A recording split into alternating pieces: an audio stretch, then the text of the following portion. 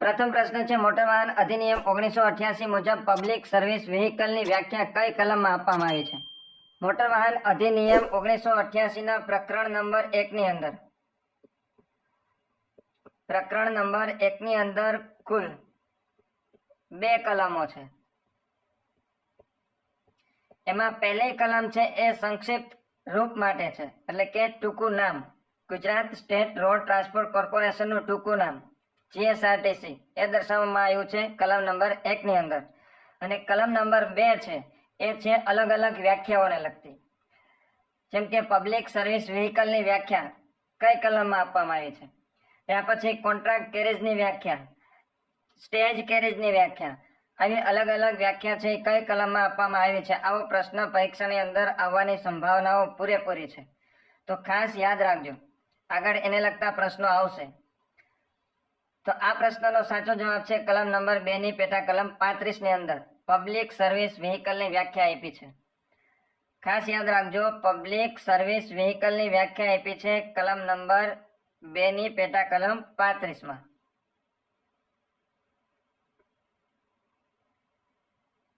બીજો પ્રશ્ન છે મોટર વાહન અધિનિયમ 1988 મુજબ કોન્ટ્રાક્ટ કેરેજની વ્યાખ્યા કઈ કલમમાં આપી છે? કોન્ટ્રાક્ટ કેરેજની વ્યાખ્યા એ આપેલી છે કલમ નંબર 2 ની પેટા કલમ 7 માં.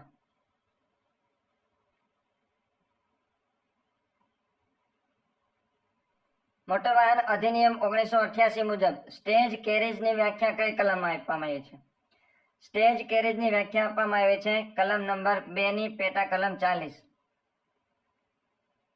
તો ખાસ આ 3 કલમો યાદ રાખજો. પબ્લિક સર્વિસ વ્હીકલ એ આપેલી છે 2 ની 35 ની અંદર.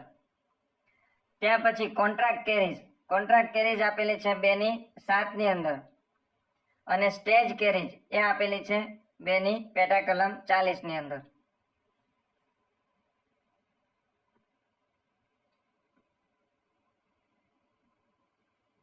નવું વાહન જાહેર માર્ગ પર ચલાવતા પહેલા તેનું રજીસ્ટ્રેશન કરાવવું કઈ કલમ હેઠળ ફરજિયાત છે? નવું વાહન જાહેર માર્ગ પર ચલાવતા પહેલા તેનું રજીસ્ટ્રેશન કરાવવું છે એ ફરજિયાત છે, અને એ આપેલું છે કલમ નંબર 39 માં.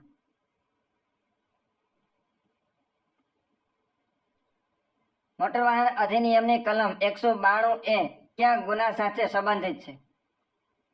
192 એ છે માન્ય પરમિટ વગર અથવા તો પરમિટની શરતોનો ભંગ કરીને જો કોઈ વાહન ચલાવવામાં આવે તો 192 એ હેઠળ ગુનો બને છે. એટલે મોટર વાહન અધિનિયમની કલમ 192 એ છે પરમિટ બાબતે, એટલે માન્ય પરમિટ વગર અથવા તો પરમિટની શરતોનો ભંગ કરીને જો વાહન ચલાવવામાં આવે તો 192 એ હેઠળ છે ગુનો નોંધાશે.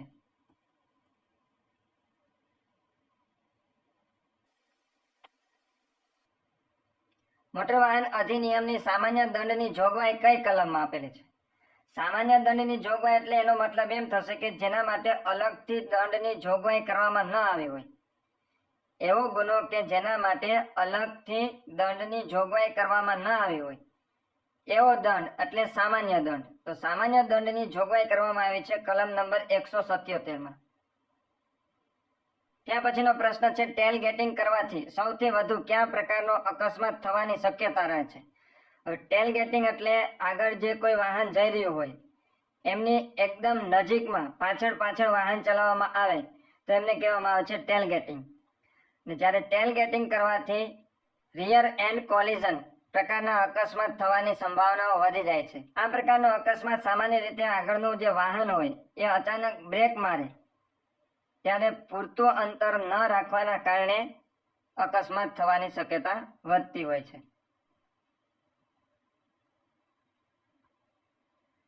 રાષ્ટ્રીય માર્ગ સુરક્ષા માસ સામાન્ય રીતે કયા સમયગાળા દરમિયાન ઉજવવામાં આવે છે? રાષ્ટ્રીય માર્ગ સુરક્ષા દર વર્ષે જાન્યુઆરી ફેબ્રુઆરી આ મહિનાની અંદર રાષ્ટ્રીય માર્ગ સુરક્ષા માટેનો કાર્યક્રમ છે ઉજવવામાં આવતો હોય છે. એટલે સાચો જવાબ છે બી, જાન્યુઆરી ફેબ્રુઆરી.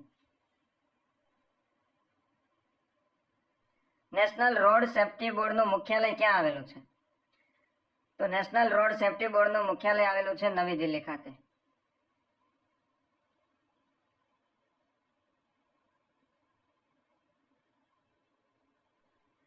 જીએસઆરટીસી ના નિયમો મુજબ પુખ્ત મુસાફર કેટલા કિલો સુધીનો અંગત માલસામાન મફતમાં લઈ જઈ શકે છે?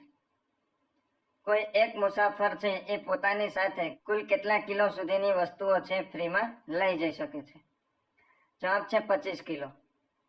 કોઈ મુસાફર પોતાની સાથે 25 કિલો સુધીનો સામાન છે એ મફતમાં લઈ જઈ શકે છે.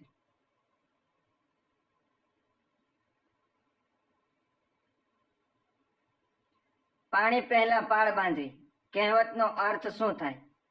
તો મુશ્કેલી આવે તે પહેલા જરૂરી તૈયારી કરી લેવી, એટલે કે સમય પહેલા તૈયારી કરવી, જેમને કહેવામાં આવે છે પાણી પહેલા પાળ બાંધવી. નીચેના વિધાનો ઉપર વિચાર કરો. પ્રથમ આપ્યું છે અરવલ્લી ભારતની સૌથી પ્રાચીન પર્વતમાળા છે. તો એ સાચું છે. અરવલ્લી છે ભારતની સૌથી પ્રાચીન પર્વતમાળા છે. અરવલ્લી પર્વતમાળાને લગતા જેટલા પ્રશ્નો બને છે એમનો એક સ્પેશિયલ વિડીયો બનાવ્યો છે. તમને આ વિડીયોના અંત ભાગમાં એ વિડીયો મળી જશે, તો ખાસ જોઈ લેજો. અરવલ્લી પર્વતમાળાને લગતો એકાદ પ્રશ્ન તો પરીક્ષાની અંદર હશે જ, તો એમાંથી એક પણ પ્રશ્ન ચૂકતા નહીં, રોકડો માર્ક્સ મળશે. તો અરવલ્લી ભારતની સૌથી પ્રાચીન પર્વતમાળા છે, સાચું છે. બીજું છે પર્વતમાળાનું સૌથી ઊંચું શિખર ગુરુ શિખર છે, તો એ પણ સાચું છે કે અરવલ્લી પર્વતમાળાનું સૌથી ઊંચું શિખર કયું છે, એવો પણ પ્રશ્ન પરીક્ષાની અંદર પૂછાય તો એ છે ગુરુ શિખર, અને એમની ઊંચાઈ છે 5653 ફૂટ. 5653 ફૂટ. અને મીટરમાં પૂછવામાં આવે તો આવશે 1722 મીટર.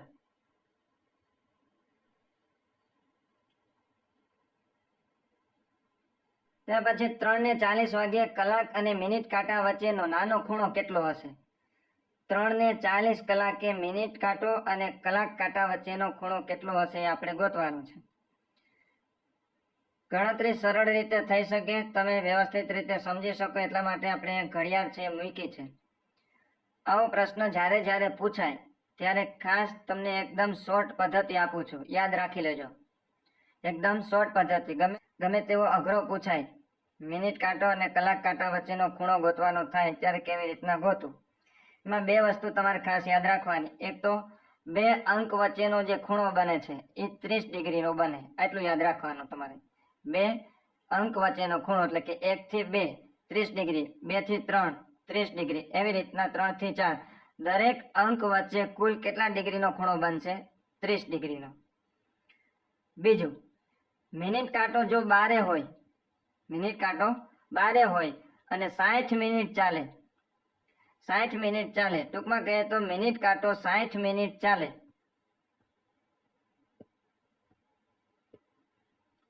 તો કલાક કાંટો છે 30 ડિગ્રી ચાલશે.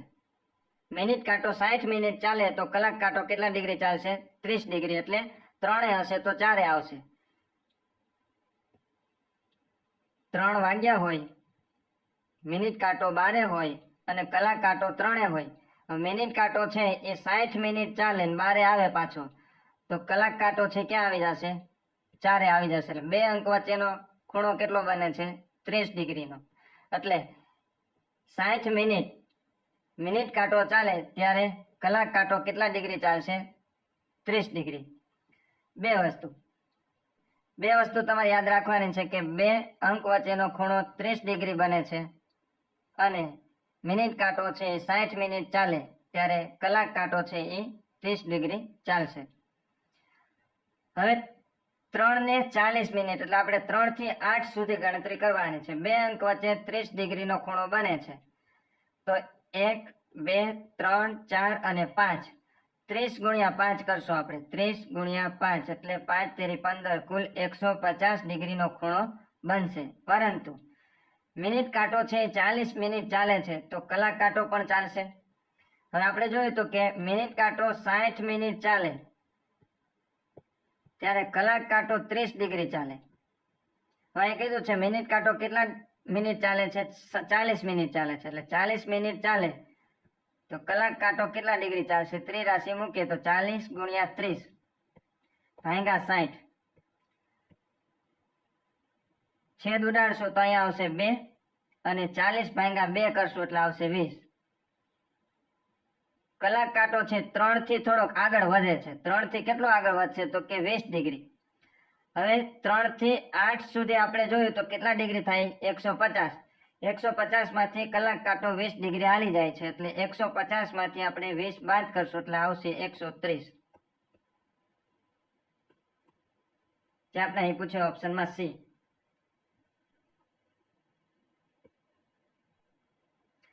ત્યાર પછી ધોળાવીરા અંગે નીચેના વિધાનો પર વિચાર કરો. પ્રથમ અહીં પૂછે ધોળાવીરા યુનેસ્કો વિશ્વ ધરોહર સ્થળ છે તો એ વિધાન છે સાચું છે. 2021 એમને સ્થાન આપવામાં આવ્યું છે યુનેસ્કો દ્વારા. બીજું ધોળાવીરા સાબરકાંઠા જિલ્લામાં આવેલું છે તો એ વિધાન છે ખોટું છે. ધોળાવીરા છે એ આવેલું છે કચ્છ જિલ્લાની અંદર. એટલે માત્ર એક વિધાન છે એ સાચું છે.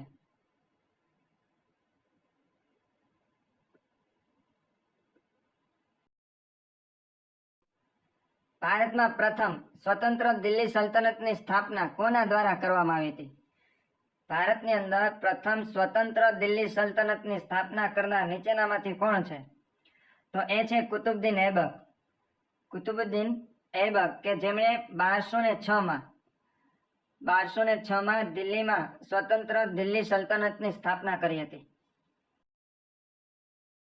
ત્યાં પછી એ બીનો ભાઈ છે. એ છે એ બીનો શું છે? ભાઈ છે. આગળ કીધું છે આપણે સી બી ની માતા છે. સી છે એ બી ની માતા છે. ડી સી ના પતિ છે. ડી છે એ સી ના પતિ છે. ડી અને સી છે એ પતિ પત્ની છે અને એમના આ બે બાળકો છે. એ અને બી એમના બાળકો છે. તો ડી નો એ સાથે શું સંબંધ થાય? ડી સી પતિ પત્ની છે એમના બાળકો એ બે છે. ડી નો એ સાથે શું સંબંધ થશે તો કે ડી છે એ એના પિતા હશે.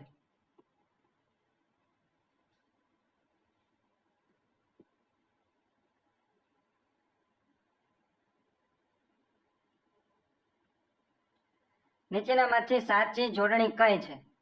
સાચી જોડણી આપણે આશીર્વાદ આપ્યો છે. આશીર્વાદની સાચી જોડણી થશે સી છે એ દીર્ઘય આવશે. આશીર્વાદ.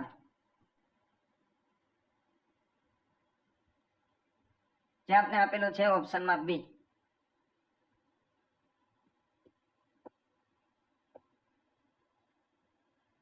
ભારતમાં સૌથી વધુ બોક્સાઇટનું ઉત્પાદન કયા રાજ્યમાં થાય છે? ભારતની અંદર સૌથી વધુ બોક્સાઇટનું ઉત્પાદન કરતું રાજ્ય છે ઓડિશા. ઓડિશા છે એ પ્રથમ ક્રમે આવે છે અને આપણું ગુજરાત છે બીજા ક્રમે આવશે.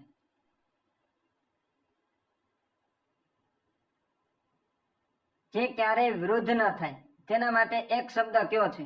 જે ક્યારેય વૃદ્ધ ન થાય એમને કહેવામાં આવે છે અજર.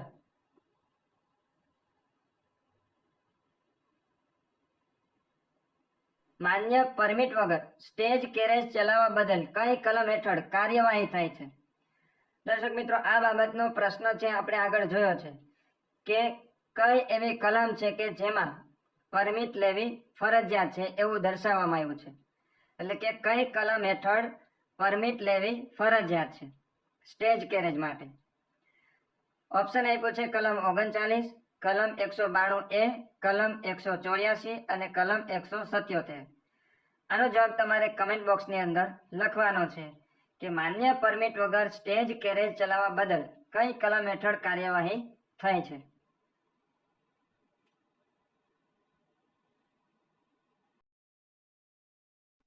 એક બસ 72 કિલોમીટર પ્રતિ કલાકની ઝડપે 2 કલાક 30 મિનિટ ચાલે છે તો તેણે કુલ કેટલું અંતર કાપ્યું હશે?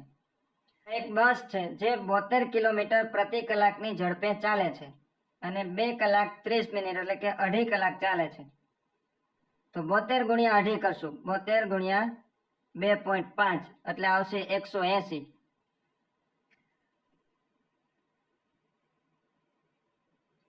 નીચેનામાંથી કઈ નદી પશ્ચિમ તરફ વહે છે?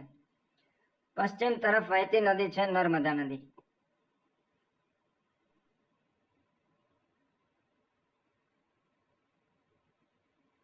નીચેનામાંથી કયો શબ્દ ભાવવાચક સંજ્ઞા નથી? એમાં આપણે આપ્યું છે મૈત્રી, શાંતિ, માણસ અને દયા. તો કયો શબ્દ છે એ ભાવવાચક શબ્દ નથી? તો મૈત્રી છે એ ભાવવાચક છે, શાંતિ છે એ પણ ભાવવાચક છે, અને દયા પણ ભાવવાચક શબ્દ છે, જ્યારે માણસ છે એ ભાવવાચક શબ્દ નથી. એટલે જવાબ છે સી, માણસ.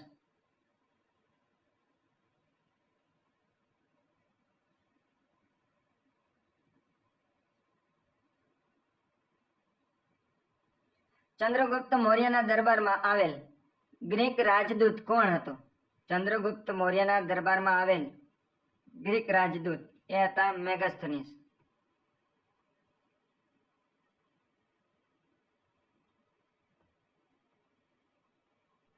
ત્યાં પછી આપણે આપેલી છે સિરીઝ 7, 15, 31, 63 અને 127. તો અહીંયા જે અગાઉની જે સંખ્યા છે એને ગુણ્યા 2 પ્લસ 1 એટલે કે 7 ગુણ્યા 2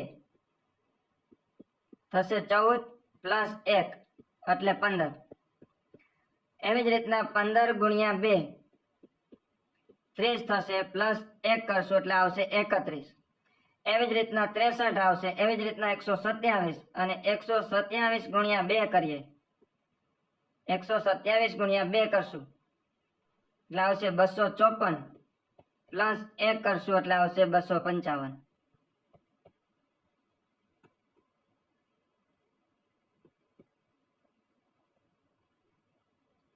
નીચેનામાંથી એક ગ્રાફિક્સનો પ્રકાર કયો છે? તો એમાં આપણે ઓપ્શન આપેલું છે ફોટો, ત્યાર પછી આપ્યું છે રેસ્ટર, ક્લિપાર્ટ અને પિટ. ગ્રાફિકનો પ્રકાર છે રેસ્ટર. બે પ્રકાર છે, એક છે રેસ્ટર અને બીજું છે વેક્ટર.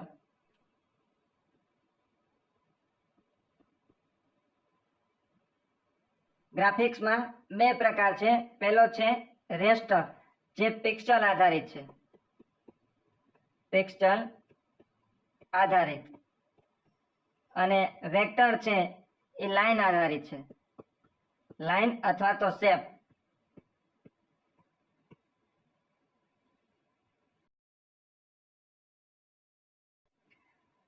ત્યાર પછીનો પ્રશ્ન છે એસએમપીએસ નું પૂરું નામ શું છે? એસએમપીએસ નું પૂરું નામ છે સ્વિચ્ડ મોડ પાવર સપ્લાય, અને આનું કામ છે કમ્પ્યુટરને ડીસી પાવર પૂરો પાડવાનું. કમ્પ્યુટરને ડીસી પાવર પૂરો પાડવાનું કામ કોણ કરે છે? તો કે એસએમપીએસ.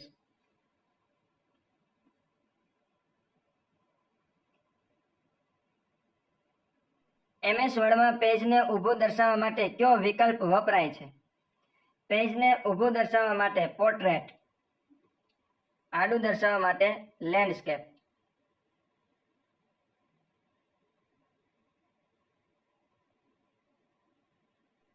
ત્યાર પછી જો રોડને WTFI લખાય તો BAT ને કેવી રીતે લખાય? અહીંયા જે કોડિંગ ડીકોડિંગને લગતો આપણે પ્રશ્ન આપ્યો છે એમાં દરેક અક્ષર છે કે R ને W બતાવવામાં આવ્યો છે, એટલે R પછી 5 અક્ષર આપણે પ્લસ કરવાના. R પછી S, T, U, V અને W 5 અક્ષર પ્લસ કરવાના, એટલે R નો થઈ જશે W. એવી જ રીતના O પછી 5 અક્ષર આપણે પ્લસ કરશું એટલે થશે T. એમાં 5 અક્ષર પ્લસ કરશું એટલે આવશે F, અને એવી જ રીતના D માં 5 અક્ષર પ્લસ કરશું એટલે આવશે I. તો એવી જ રીતના આપણે B, E, A, T માં 5 અક્ષર આપણે પ્લસ કરશું. દરેકમાં કેટલા અક્ષર પ્લસ કરશું? 5 અક્ષર. B માં 5 અક્ષર પ્લસ કરશું એટલે આવશે G. પછી E માં 5 અક્ષર પ્લસ કરશું એટલે આવશે J. A માં 5 અક્ષર પ્લસ કરશું એટલે આવશે F, અને T માં 5 અક્ષર પ્લસ કરશું એટલે આવશે Y.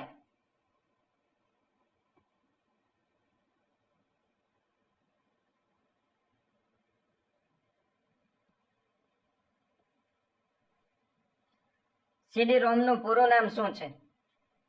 CD-ROM નું પૂરું નામ છે compact disc read only memory.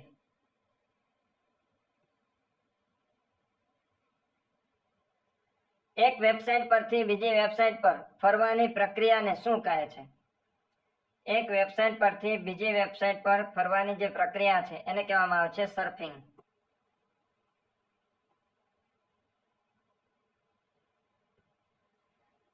abc@gmail.com માં abc શું દર્શાવે છે?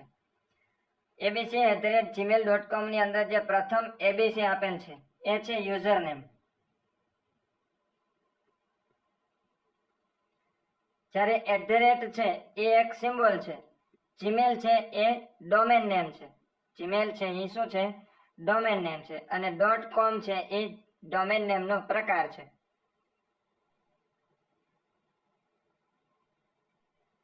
ત્યાર પછી neither of the two conductors ખાલી જગ્યા present at the depot yesterday. yesterday એટલે ગઈકાલની વાત થાય છે, ભૂતકાળની વાત થાય છે. neither of the two conductors એટલે કે બંને કંડક્ટર માંથી એક પણ કંડક્ટર ડેપોમાં હાજર ન હતા. Present at the depot yesterday. Option આપેલું છે વેર, વોઝ, હેવ બીન કે આર. તો અહીંયા આવશે વોઝ. ભૂતકાળનું રૂપ છે. neither of the two conductors was present at the depot yesterday.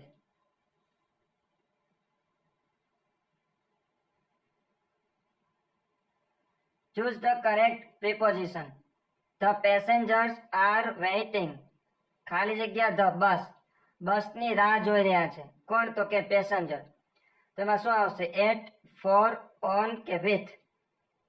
તો એમાં આવશે ફોર. કોની રાહ જોઈ રહ્યા છે? તો કે બસની રાહ જોઈ રહ્યા છે. The passenger are waiting for the bus.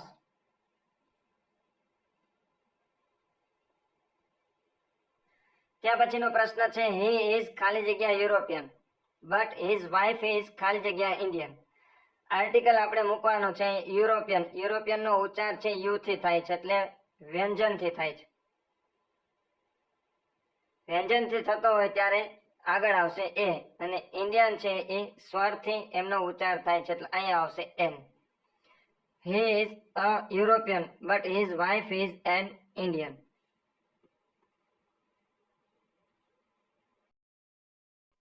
તે પછી કીધું છે ચૂઝ ધ એન્ટોનિમ એટલે કે વિરુદ્ધાર્થી શબ્દ આપણે ગોતવાનો છે. કોનો? તો કે જેનરસ નો.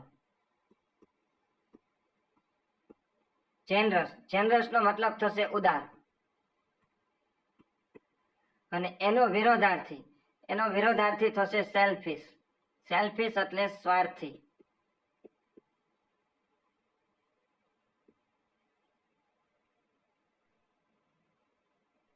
ત્યાર પછી choose the meaning of brave. Brave નો મતલબ થશે બહાદુર. તો એમાં આવશે ફિયરલેસ. ફિયરલેસ એટલે નિર્ભય,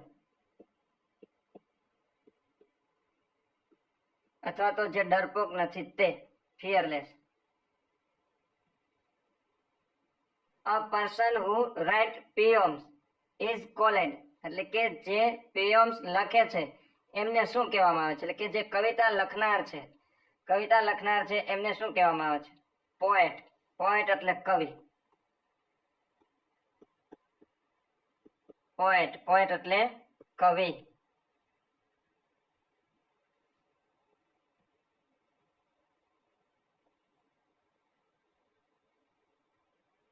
જેનું વર્ણન કરી શકાય નહીં તેના માટે એક શબ્દ કયો છે?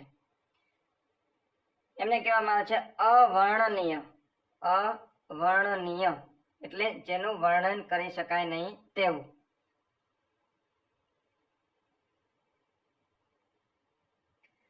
જેની કોઈ સાથે સરખામણી ન થઈ શકે.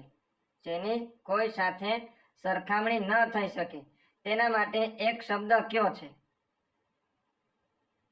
જવાબ છે એ અદ્વિતીય.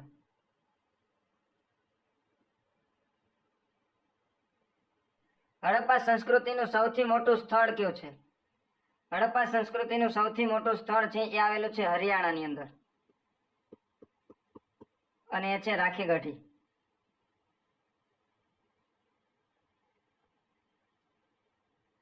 ભારતમાં કાળી માટી મુખ્યત્વે કયા પાક માટે સૌથી વધુ અનુકૂળ છે?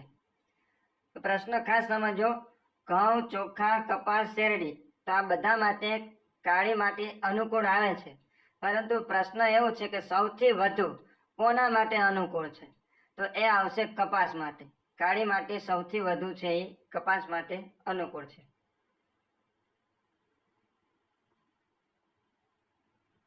ત્યાર પછી ભાભર પ્રદેશ. ભાભર પ્રદેશ એટલે કાંકરાવાળો પ્રદેશ,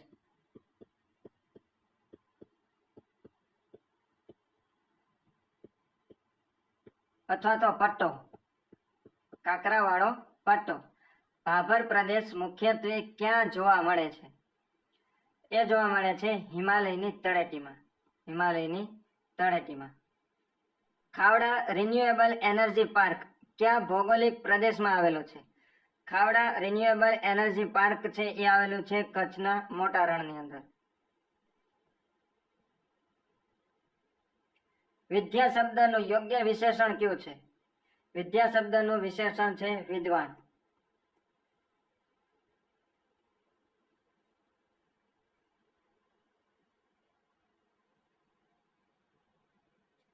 કમ્પ્યુટર બંધ કરતા કઈ મેમરીમાં રહેલો ડેટા નાશ પામે છે? કમ્પ્યુટર બંધ કરીએ ત્યારે નીચેનામાંથી કઈ મેમરી એવી છે કે જે ક્લિયર થઈ જાય છે, એટલે કે એમાં રહેલો ડેટા નાશ પામે છે? જવાબ છે રેમ, જેને વોલેટાઇલ મેમરી પણ કહેવામાં આવે છે. Volatile memory.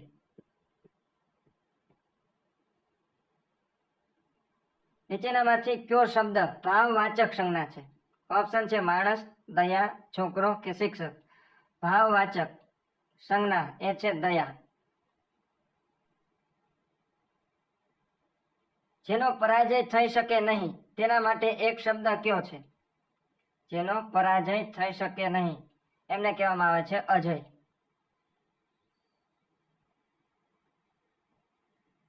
મોટર વાહન અધિનિયમ મુજબ પબ્લિક સર્વિસ વ્હીકલનો મુખ્ય હેતુ શું છે? પબ્લિક સર્વિસ વ્હીકલનો મુખ્ય હેતુ છે ભાડા માટે મુસાફરોનું પરિવહન.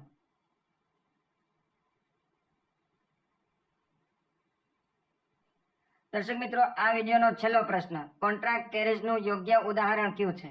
એમાં ઓપ્શન આપેલું છે જીએસઆરટીસી સ્ટેજ બસ, ચાર્ટર્ડ બસ, સિટી બસ કે લોકલ બસ. કોન્ટ્રાક્ટ કેરેજનું યોગ્ય ઉદાહરણ જો આપણે આપવું હોય તો એ છે ચાર્ટર્ડ બસ. અને કોન્ટ્રાક્ટ કેરેજ એ એક કહેવાય ને કે કરાર હેઠળ મુસાફરોને એક જગ્યાએથી બીજી જગ્યાએ લઈ જાય છે કે જેમાં અન્ય મુસાફરોને માર્ગમાંથી બેસાડવામાં આવતા નથી.